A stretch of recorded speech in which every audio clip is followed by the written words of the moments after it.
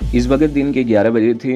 मैं और अलका आश्रम के कंपाउंड में एक दरख्त के नीचे कंक्रीट के बेंच पर बैठे बातें कर रहे थे कि किसी कमरे में टेलीफोन की घंटी बजी। राधा इस वक्त सामने से गुजर रही थी। वो कमरे में घुस गई और सिर्फ 1 मिनट बाद वो बाहर निकली तो बुरी तरह बदहवास हो रही थी। माता जी, वो दूर ही से चीखी। दरियान फ़ोन पर कहत है कि नागराज के गुंडे यहाँ पहुँच रहे हैं। क्या? अलका उठकर फ़ोन वाले कमरे की तरफ दौड़ी। इसे कमरे से बाहर आने में 1 मिनट से ज़्यादा नहीं लगा था। इसने चीख कर राधा को कुछ हिदायत दी और मुझे साथ लेकर इस कमरे की तरफ दौड़ी जो मेरे बेडरूम के तौर पर इस्तेमाल हो रहा था। हम दोनों ने वहाँ से वो हर चीज़ हटा ली जिससे मेरी मौजूदगी का सबूत मिलता। इसलिए मैं राधा भी दौड़ती हुई वहाँ पहुँच गई। वो बाहर वाले दरवाजे से सूरत हाल का जायज़ा लेकर आई थी। माता जी, जीप गेट के करीब आवत रही है, जल्दी करो।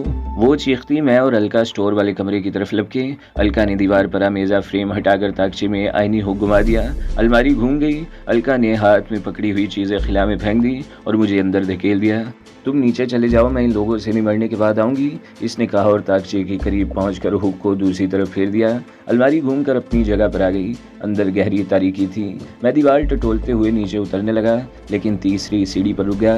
तहखाने में जाकर तो मुझे बिल्कुल लाइलम रहता, जबकि यहाँ खड़े रहकर मैं कुछ सुनने की कोशिश कर सकता था। चंद सेकंड्स बाद ही ज़ोर ज़ोर से आश्रम का गेट धड़धड़ाए जाने की आवाज़ें सुनाई दी। इसके कुछ ही देर बाद राधा की चीखने की आवाज़ें मेरी समाज से टकराई थी और इसके बाद तो यूँ लगा जैसे इस आश्रम में भौंचाल आ गया हो। वो लोग गालबन 3-4 की तादाद में थे जो तोड़ फोड़ कर रहे थे और इस तोड़ फोड़ में एक गूंजती हुई भारी आवाज़ सुनाई दे रही थी। तलाश करो इस हराम के पिल्ले को, नजर आ जाए तो भून डालो गोलियों से। ये क्या हो रहा है? पागल हो गए हो तुम लोग? अलका की चीखती हुई आवाज़ सुनाई दी। मैं तुमसे पूछती हूँ इंस्पेक्टर, किसकी तलाश है तुम्हें? और ये क्या तरीका है तलाशी लेने का जो तुम जानते हो मैं कौन हूँ? मैं पुलिस कमिश्नर से तुम्हारी शिकायत करूँगी। मैं तुम्हें अच्छी तरह जानता हूँ अलका देवी, और तुम भी जानती हो कि हमें किसकी तलाश है। वही भारी आवाज़ सुनाई दी। तुम ये भी जानती हो कि किसी आतंकवादी को पनाह देना कितना बड़ा जुर्म है। आतंकवादी? अलका बोली। जानते हो तुम क्या कह रहे हो? मेरे पति ने कानून रक्षा करते और मुजरिमों के खिलाफ लड़ते हुए जान दी है। मैं वही अलका हूँ जिसने अपने पति की मौत पर अपनी जुबान बंद रखी थी और मुंह से शिकायत का एक लफ्ज़ नहीं निकाला था। मैं वही अलका हूँ जो देश की सलामती को अपना धर्म समझती हूँ, और आज तुम इस अलका पर आतंकवादियों को पनाह देने का इल्ज़ाम लगा रहे हो। ये तुमने कैसे सोच लिया कि एक सिपाही की विधवा देश के दुश्मन को अपने घर में पनाह देगी? अरे जालिम, ये आश्रम तो अनाथ बच्चों और विधवा और बेसहारा नारियों के लिए है, इन लोगों के लिए नहीं जिन्हें तुम जैसे लोगों ने ठुकरा दिया हो। भूल गए? तुम्हारी बूढ़ी माता जी भी चंद रोज़ इस आश्रम में रहकर जा चुकी हैं जब तुम्हारी बदमिजाज पत्नी ने इसे धक्के देकर निकाल दिया था। यह आश्रम ठुकराए हुए लोगों का सहारा तो बन सकता है मगर किसी मुजरिम की पनाहगाह नहीं। मगर अलका देवी, अपनी माँ का हवाला सुनकर रणबीर सिंह ठंडा पड़ गया। नागराज को इतला मिली थी कि राधा को बाजार से एक मर्दाना चप्पल खरीदते हुए देखा गया है।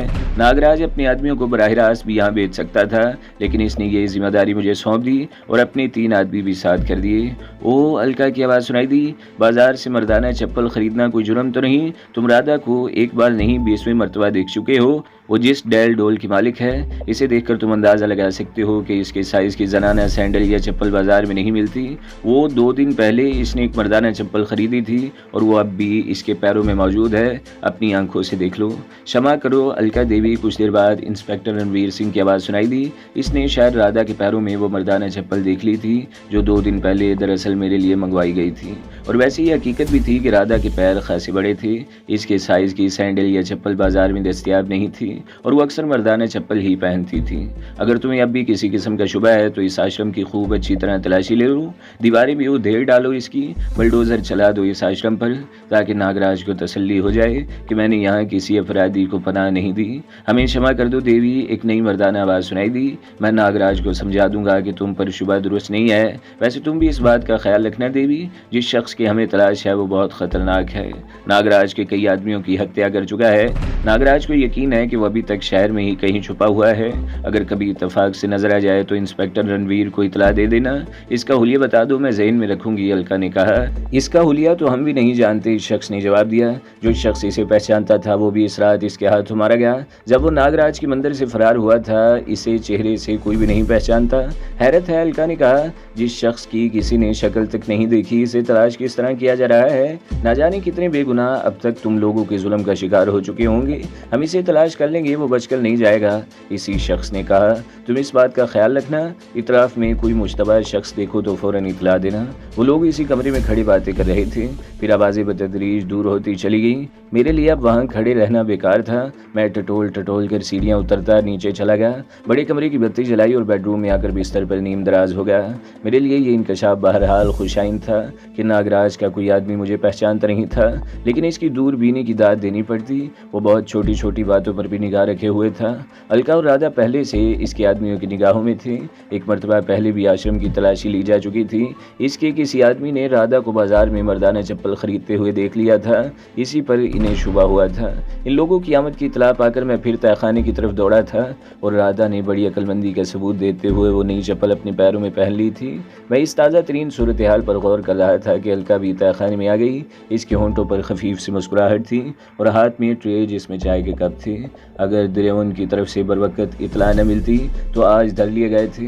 वो ट्रे साइड टेबल पर रखकर कुर्सी पर बैठ गई और चाय का एक कप मेरी तरफ बढ़ाते हुए बोली, मैंने कहा था ना कि नागराज बहुत जहरीला और चालाक आदमी है। वो किसी मामूली सी बात को भी नज़रअंदाज नहीं करता। जानते हुए इसे यहाँ तुम्हारी मौजूदगी का शुबा क्यों हुआ? 2 दिन पहले राधा ने बाजार से एक मर्दाना चप्पल खरीदी थी।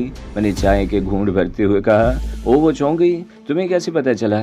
मैं अलमारी के पीछे सीढ़ियों पर खड़ा तुम लोगों की सारी बातें सुन रहा था। वैसे राधा वाकई अक्लमंद है। इसने चप्पल अपने पैरों में पहन ली थी। मैंने कहा, हाँ, अगर राधा के पैर इतने बड़े ना होते और वो पहले ही से मर्दाना चप्पलें इस्तेमाल न कर रही होती तो इस चप्पल को देखकर वो यकीनन किसी तहखाने के बारे में सोचते और तहखाने का रास्ता दरियाफ्त करने के लिए मेरे और राधा के शरीर की बोटी बोटी कर देते। तुम ये सब कुछ क्यों कर रही हो? मेरे लिए अपनी जान को खतरे में क्यों डाल रखा है? मैंने इसके चेहरे पर नजरें जमा दी। मैं हर बात दोबारा नहीं दोहराऊंगी। बस ये समझ लो कि मैं नागराज से अपने पति के कत्ल का बदला लेना चाहती हूँ। मेरा सीना इंतकाम की आग से सुलग रहा है और यह आग नागराज के खून के छींटों ही से ठंडी हो सकती है और मेरा ये इंतकाम तुम लोगे। वो चंद लम्हों को खामोश हुई, फिर बोली, मैंने इन दरिंदों से तुम्हारी जान बचाई है, तुम पर कोई एहसान नहीं किया। इंसानियत के नाते ये मेरा फ़र्ज़ था। मैं तुम पर अपना कोई अधिकार नहीं समझती, लेकिन मुझे यकीन है कि तुम मेरा साथ ज़रूर दोगे। मैं एक कमज़ोर औरत हूँ, इस राक्षस का मुकाबला नहीं कर सकती। मेरे साथ कुछ और लोग हैं, लेकिन मैं जानती हूँ वो ज़्यादा दूर तक मेरा साथ नहीं देंगे। न जाने क्यों मैं तुम पर इतना भरोसा कर रही हूँ। मुझे तुम जैसे ज़हीन और निडर आदमी की ज़रूरत है। अगर तुम इनकार कर दोगे तो मैं तुम पर किसी किस्म का दबाव नहीं डालूंगी। तुम चाहते तो मैं तुम्हें बाहिफाजत यहाँ से निकाल भी दूंगी। और ये समझ लो कि मैंने अपने पति के इंतकाम का सपना देखा था जो बिखर गया। यही होगा ना कि मैंने अपनी आगोश में दम तोड़ते हुए पति को जो वचन दिया था इसका पालन नहीं कर सकूंगी और मेरे पति की बेचैन आत्मा भटकती रहेगी। मैं चलने में खामोशी से इसकी तरफ देखता रहा, इसकी बातों पर गौर करता रहा। इसमें शुबा नहीं कि इसने मुझ पर बहुत बड़ा एहसान किया था। इस वक्त मेरी ज़िंदगी का एक एक सांस इसका मकरूज और एहसानमंद था। अगर इस रात वो मुझे दुर्गा माता के वीरान खंडर से उठाकर यहाँ न लाती तो शायद मैं सर्दी से ठठर कर मर जाता या नागराज के आदमियों के हाल लगकर अपनी ज़िंदगी गवा चुका होता। जिस तरह शहर में मेरी तलाश हो रही थी, इसके पेश नज़र यकीन से कहा जा सकता था कि मुझे कहीं पर आना मिलती और सुबह होने के बाद चंद घंटों में ही उनके हाथों मारा गया होता। लेकिन ये अलका अग्निहोत्री ही थी जिसने मुझे बचाया था, मुझे एक नई ज़िंदगी दी थी और अभी मुझे इसकी ज़रूरत थी, जबकि मैं इसकी ज़रूरत बन गया था। मैं एहसान फरामोश नहीं हूँ अलका देवी। मैंने चाय का आखिरी घूंट भरकर इसकी तरफ देखते हुए कहा, मैं तुम्हारी जंग लड़ूंगा, लेकिन फिर तुम्हें भी अपना वादा पूरा करना होगा। तुम मुझे आजमा चुके हो, मैं अपने वचन का पालन करूंगी। ये मिशन पूरा हो जाने के बाद तुम जहाँ चाहोगे मैं तुम्हें पहुँचा दूंगी। इसने हाथ आगे बढ़ा दिया। मैंने इसका हाथ थाम लिया। नरम और गुदाज हाथ की लमस ने मुझ पर एक अजीब सी कैफियत तारी कर दी। अलका के होंठों पर खफीफ सी मुस्कुराहट आ गई। इसने बड़ी आहिस्तगी से अपना हाथ खींच लिया, लेकिन मैंने अपनी कैफियत पर काबू पाने की कोशिश करते हुए कहा, इस तहखाने में बैठे रहकर कुछ नहीं किया जा सकता। हालात का जायज़ा लेने के लिए मुझे बाहर निकलना होगा। 1-2 दिन तक तुम बाहर नहीं निकल सकोगे, अलका ने कहा। अभी तुम्हारी तलाश ज़ोरों शोर से जारी है और फिर तुम्हारी बाजू का ज़ख्म भी पूरी तरह ठीक नहीं हुआ है। आज की रात भी तुम्हें इस तहखाने में ही गुजारनी होगी। नागराज बहुत चालाक और मक्कार है, वो आसानी से किसी का पीछा नहीं छोड़ता। हो सकता है आज ही रात वो लोग दोबारा यहाँ रेड करें। वैसे मैं नागराज को बड़ी हद तक समझ चुका हूँ, लेकिन अलका इसे मुझसे ज़्यादा जानती थी, इसलिए मैंने इसकी तजवीज़ मान ली। अलका का खदशा दुरुस्त साबित हुआ था। इसी रात 2 बजे के करीब धड़ धड़ की आवाज़ें सुनकर मेरी आँख खुल गई। ये आवाज़ें मेरे सर के ऊपर छत पर से आ रही थीं। तहखाने की छत 10 फीट से ज़्यादा बुलंद नहीं थी। लगता था ऊपर किसी कमरे में उठा पटक हो रही है। एक हल्की निस्वानी चीख भी सुनाई दी। मैं अंदाज़ा नहीं लगा सका कि ये चीख अलका की थी या राधा की। मैं उछल कर बेड से उतर गया। पलंग के करीब फर्श पर अगरचे राधा की पुरानी चप्पल मौजूद थी, नई चप्पल ऊपर ही छोड़ दी गई थी, लेकिन मैं नंगे पैर कमरे से निकलकर सीढ़ियों की तरफ आ गया और दीवार से चिपक कर बहुत आहिस्ता आहिस्ता सीढ़ियाँ चढ़ते हुए ऊपर आ गया और आवाज़ें सुनने की कोशिश करने लगा। वो आवाज़ें दूसरे कमरे से आ रही थी। एक आदमी चीखते हुए कह रहा था, बता कहाँ छुपा रखा है अपने यार को। जवाब में अलका की चीख उभरी, फिर इसकी आवाज़ सुनाई दी, यहाँ कोई नहीं है, मैंने किसी को नहीं छुपाया। तुम लोग आज दिन में भी यहाँ की तलाशी ले चुके हो, अब भी तलाशी ले लो, पूरे आश्रम को छान मारो, यहाँ कोई नहीं है, मैंने किसी को नहीं छुपाया। तलाशी तो हम लेवेंगे, वही मर्दाना आवाज़ सुनाई दी। हमने तुम्हारे इस आश्रम को चारों तरफ से घेरे में ले लिया है। अगर वो अपराधी यहाँ से बरामद हुआ तो आश्रम में भोलानाथ की जगह पर तुम्हें कीलों से गाड़ कर बिठा दिया जाएगा। जाओ तलाशी ले लो, अगर कोई अपराधी यहाँ से मिल गया तो जो सजा चाहो दे देना, अलका ने कहा। आश्रम में तोड़ फोड़ की आवाज़ें सुनाई देती रहीं। वो कई आदमी थे, इनकी चीखती हुई आवाज़ें भी सुनाई दे रही थी। तकरीबन 1.5 घंटे बाद यह हंगामा ख़त्म हुआ और आखिरकार खामोशी छा गई। मैं इसके बाद भी काफ़ी देर सीढ़ियों पर खड़ा रहा, फिर उतर कर कमरे में आ गया।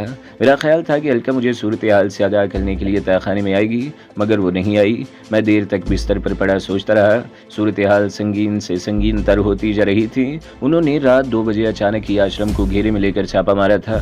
इनका ख्याल होगा कि अगर मैं आश्रम में मौजूद हूँ तो मुझे कहीं छुपने का मौका न मिल सकेगा, लेकिन उन्हें इस मरतबा भी मायूस लौटना पड़ा। सुबह 9 बजे के करीब अलका ने मुझे जगाया। इसे देखकर मैं चौंके बगैर नहीं रह सका। इसकी पेशानी पर गोमड़ सा बना हुआ था और दाएं आंख के नीचे भी एक नीला सा धब्बा दिखाई दे रहा था। मुझे समझने में देर नहीं लगी कि रात को मेरे बारे में पूछने के लिए राधा और अलका पर कुछ तशद्दुद भी किया गया था। ये क्या? मैंने सब कुछ समझते हुए भी इसके चेहरे की तरफ देखते हुए इशारा कर डाला। कुछ पाने के लिए कुछ खोना तो पड़ता है। इसकी होंठों पर अफसरदा सी मुस्कुराहट आ गई और फिर वो रात के छापे की तफसील बताने लगी। आखिर में वो कह रही थी, मेरे खिलाफ ऐसी हरकतें करना कोई नई बात नहीं है। वो मेरा पति ही था जिसने इस पाखंडी की बढ़ती हुई सरगर्मियों के सैलाब के सामने बंद बांधने की कोशिश की थी और 2 मरतबा इसे गिरफ्तार भी किया था, मगर दोनों मरतबा हुकूमत ही के अफसरों ने बचा लिया था।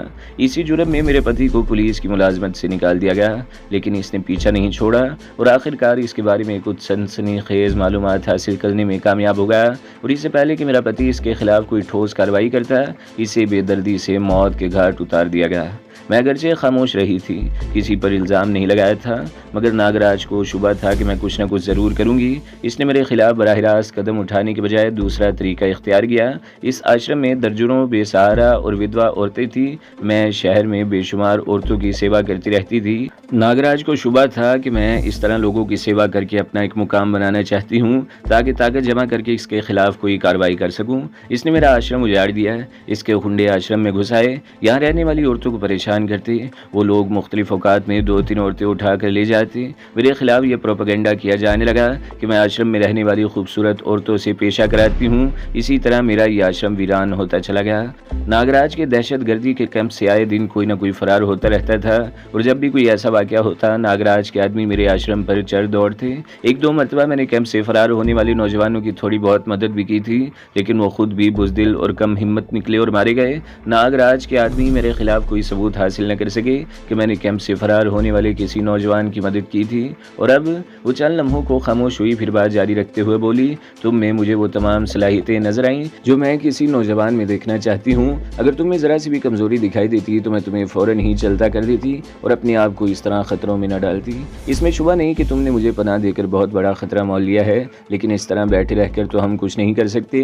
अगर इन्हें आश्रम में किसी तहखाने की मौजूदगी का शुबा होगा तो मैं चूहे की तरह पकड़ा जाऊंगा। इससे पहले कि वो इस हद तक आगे बढ़ सकें मुझे बाहर निकलना होगा। मैंने कहा, आज उन्होंने तुम्हारी हालत की है, कल इससे आगे भी बढ़ सकते हैं, लेकिन अब मैं इन्हें ऐसा कोई मौका नहीं देना चाहता। आज शाम में बाहर निकलूंगा ताकि धीरज माई डियर धीरज, अलका मुस्कुराते हुए बोली, सिर्फ आज का दिन और आज की रात और इंतज़ार कर लो।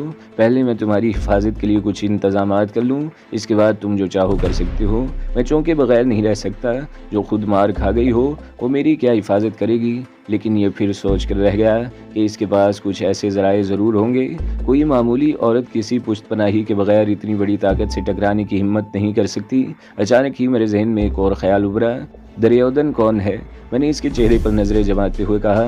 इसने हर मौके पर तुम्हें पेशगी इतला दी है और मेरा ख्याल है गुज़श्ता रात भी इसने तुम्हें बता दिया होगा कि नागराज के आदमी आश्रम पर रेड करने वाले हैं। गुज़श्ता रात इसकी तरफ से कोई इतला नहीं मिली थी। ये छापा अचानक ही मारा गया था। अलका ने जवाब दिया। दुर्योधन कौन है? मैंने इसके चेहरे पर नज़रें जमाए हुए पूछा। इसने हर मौके पर तुम्हें पेशगी इतला दी है और मेरा ख्याल है गुज़श्ता रात भी इसने तुम्हें बता दिया होगा कि नागराज के आदमी आश्रम पर रेड करने वाले हैं। गुज़श्ता रात इसकी तरफ से कोई इतला नहीं मिली थी। ये छापा अचानक ही मारा गया था। अलका ने जवाब दिया। दुर्योधन मेरे स्वर्गवासी पति का दोस्त है। पहले वो भी पुलिस में ही था, फिर नागराज की गैंग में शामिल हो गया। वो नागराज के बहुत करीब है मगर मेरा वफादार है। अगर वो मेरा साथ न देता तो मैं नागराज के बारे में कुछ मालूम न कर सकती। वो चंद लम्हों को खामोश हुई, फिर बोली। राजेंद्र मार्ग की बगली गली में इसका एक छोटा सा क्लब है जहाँ जुआ भी होता है, शराब भी मिलती है और औरत भी। मैं तुम्हें इसी के बारे में बताना चाहती थी। वक्त पड़ने पर तुम मरीना क्लब में इससे मदद ले सकते हो। अलका काफ़ी देर तक मेरे पास बैठी रही। उसने मुझे डॉक्टर शांता के क्लिनिक के बारे में भी बता दिया। शांता का मकान क्लिनिक के पीछे ही था और मैं ज़रूरत के वक्त इससे भी मदद ले सकता था। वो दिन और रात भी मुझे तहखाने ही में गुजारनी पड़ी। अगले रोज़ दोपहर के खाने के बाद मैंने शाम से ज़रा पहले बाहर निकलने का प्रोग्राम बना लिया। अलका इस वक्त तहखाने ही में मौजूद थी। मैं उठकर बाथरूम में घुस गया। बाथरूम का दरवाज़ा खुला ही रहने दिया और दीवार पर लगे हुए आईने में अपना जायज़ा लेने लगा। मेरी शेव बेतहाशा बड़ी हुई थी। इसे बाकायदा दाढ़ी भी नहीं कहा जा सकता था। बेतरतीबी से बड़े हुए बाल मुझे दूसरों की नज़रों में मुश्तबा बना सकते थे। यहाँ कोई ऐसी चीज़ नहीं थी कि बेतरतीब बालों को बाकायदा दाढ़ी की सूरत दे सकता और शेव बना लेता। दीवार में दाएं तरफ शीशे के 2 कपड़ लगे हुए थे। मैं बिला मकसद इनकी तलाशी लेने लगा और फिर एक कैबिनेट में शेविंग का सामान देखकर मेरी आंखों में चमक सी उभर आई। इसका मतलब था कि मुझसे पहले यहाँ कोई और मर्द भी रह चुका है। हो सकता है इस हसीन बेवा की ज़िंदगी में अब भी किसी मर्द का दखल हो। मैंने रेज़र उठा लिया और घूमकर सामने कुर्सी पर बैठी हुई अलका की तरफ देखते हुए बोला, शेविंग का ये सामान किसका है? क्या मुझसे पहले भी कोई? ओह, अलका एक झटके से कुर्सी से उठ गई। तुम्हारे सिवा आज तक कोई मर्द इस तहखाने में नहीं आया तो फिर ये रेज़र और तफसील जानना ज़रूरी है क्या? इसके लहजे में हल्की सी शर्मिंदगी थी। इसे वहीं रख दो, ये गंदा है। मैं तुम्हें दूसरा रेज़र देती हूँ। मैं इसके चेहरे के तासुरात और लहजे से इसकी बात का मतलब समझ गया। मैंने वो रेज़र इसी कैबिनेट में रख दिया। अलका ने अपनी अलमारी से एक नया रेज़र निकाल कर मेरे हवाले कर दिया। कई रोज़ बाद शेव बनाकर मुझे बड़ा सुकून मिला था। जब मैं बाथरूम से बाहर निकला तो मेरी तरफ देखते हुए अलका के मुंह से बेख्तियार गहरा सांस निकल गया। मैं भी इसकी तरफ देखकर मुस्कुरा दिया था। शेव बनाने के बाद मैंने कपड़े भी तब्दील कर लिए थे। मेरे बाजू का ज़ख़म टी शर्ट की आधी आस्तीन से बाहर था। ज़ख़म काफ़ी हद तक भर चुका था। बाजू को हरकत देने से कोई तकलीफ़ नहीं होती थी। अलका ने टेप से ज़ख़म पर क्रॉस बैंडेज लगा दी थी। मैं इसके सामने खड़ा था और वह अजीब सी नज़रों से मुझे देख रही थी। जब मैं दुर्गा वाली वीरान मंदिर में आया था तो मेरी जेब में एक चाबी और एक अदर रिवॉल्वर भी था। मैंने अलका की तरफ देखते हुए पूछा, तुम्हारी चीज़ें महफूज हैं? अलका ने कहते हुए अलमारी खोल ली और नीचे वाली एक दराज से रिवॉल्वर और चाबी निकाल कर मेरे हवाले कर दी। इसने चाबी के बारे में कुछ नहीं पूछा था और मैंने भी बताना ज़रूरी नहीं समझा। जब मैं अलका के साथ तहखाने से बाहर निकला तो दोपहर के 4 बज रहे थे। मुझे देखकर राधा की आंखों में भी अजीब सी चमक उभर आई। अलका मुझे आश्रम के मंदिर की तरफ ले आई। मंदिर के पिछली तरफ ऊंची बाउंड्री वॉल थी जिसमें ज़रा दाएं तरफ एक छोटा दरवाज़ा नज़र आ रहा था। अलका ने वो दरवाज़ा खोलकर बाहर झांका और फिर मुझे इशारा कर दिया। मैं बाहर निकलकर तेज़ी से एक तरफ चलने लगा। इस तरफ वीरान इलाका था, छोटे छोटे टीले जिनके पीछे पहाड़ियाँ बतदरीज बुलंद होती चली गई थी। मैं टीलों और झाड़ियों की आड़ में तवील चक्कर काटता हुआ आबादी की तरफ बढ़ने लगा। इस वक्त मेरा दिल तेजी से धड़क रहा था। मैं कई रोज़ बाद आश्रम से बाहर निकला था और ये भी जानता था कि पुलिस और नागराज के आदमी अब भी शिकारी कुत्तों की तरह मुझे तलाश करते फिर रहे हैं। मुझे ये इत्मीनान था कि मुझे शक्ल से कोई नहीं पहचानता था, लेकिन अगर कहीं शुबे की बिना पर रोक लिया गया तो कुछ मुश्किल ज़रूर पेश आएगी। मैं दिन की रोशनी में पहली मरतबा बाहर निकला था। बड़ा खूबसूरत इलाका और बड़ा खूबसूरत शहर था। कदीम इमारतों की बहुतायत थी। दरअसल हिल स्टेशन होने की वजह से इलाका हमेशा से ही राजस्थान के राजों महाराजों की तवज्जो का मरकज़ बना रहा। जो भी राजा या जागीरदार गर्मियों का मौसम गुजारने के लिए यहाँ आता अपने लिए महलनुमा इमारत बनवा लेता। नई इमारतों का तर्ज तामीर भी बहुत शानदार था। शहर पहाड़ियों के दामन में फैला हुआ था। ज़्यादा बड़ा नहीं था, लेकिन यहाँ हर वो कशिश मौजूद थी जिसकी किसी बड़े शहर में तवक्का की जा सकती थी। यहाँ चंद बड़े और शानदार होटल भी थे। सालार बाज़ार शहर का मरकज़ी इलाका था। इसके अलावा शहर शहर के मुख्तलिफ इलाकों में भी छोटे छोटे शॉपिंग सेंटर्स थे। मैं एक बहुत तवील चक्कर काट कर शहर के मरकज़ी हिस्से तक पहुँच सका था। मेरा अंदाज़ ऐसा था जैसे सैर व तफरीह के लिए यहाँ आया हूँ। इस तरफ आते हुए मैंने इस बात का भी ख्याल रखा था कि वापसी के लिए कौन सा रास्ता मुनासिब रहेगा। सालार बाज़ार की एक दुकान से मैंने एक थैला ख़रीद लिया। मेवाड़ की पट्टी के स्ट्रिप वाला कपड़े का ये थैला खासा मजबूत था और इसे बैग की तरह कंधे पर लटकाया जा सकता था। मैंने अक्सर लोगों के पास इस किस्म के थैले देखे थे। मैंने कुछ और चीज़ें भी मुख्तलिफ दुकानों से ख़रीद कर इस थैले में भर लीं। शहर के इस मरकज़ी इलाके में खासी रौनक थी। हिंदुस्तान के मुख्तलिफ इलाकों से आए हुए लोग भी थे और गैर मुल्की सयाह भी। मैं एक ऑटो स्टैंड पर रुक गया। दो गैर मुल्की सयाह एक ऑटो ड्राइवर से नाकी झील पर चलने की बात कर रहे थे। मैं भी करीब खड़े हुए दूसरे ऑटो में बैठ गया और ड्राइवर से नाकी झील चलने को कहा। आश्रम से निकलने से पहले अलका से मुझे अच्छी खासी रकम मिल गई थी और मैंने इसका फ़ोन नंबर भी जहन नशीन कर लिया था, जो सिर्फ 3 हिस्सों पर मुश्तमिल था। ऑटो ऊंची नीची सड़कों पर चलता रहा और मेरी नज़रें इतराफ़ में गर्दिश करती रहीं। तो दोस्तों, अगली किस्त सुनने के लिए हमारे चैनल को ज़रूर सब्सक्राइब करें, वीडियो को लाइक करें और बेल के आइकन पर भी क्लिक कर दें ताकि हर जो आने वाली वीडियोज़ हैं वो आपको सबसे पहले मिलती रहें।